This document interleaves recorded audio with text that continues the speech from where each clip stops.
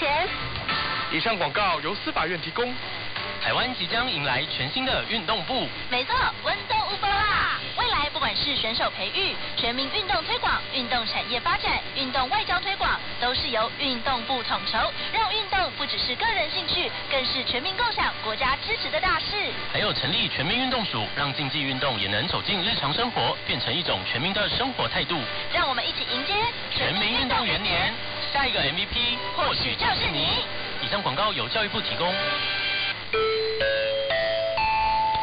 热天到了，无代志加啉水。后明一台 AM 1161，甲你分享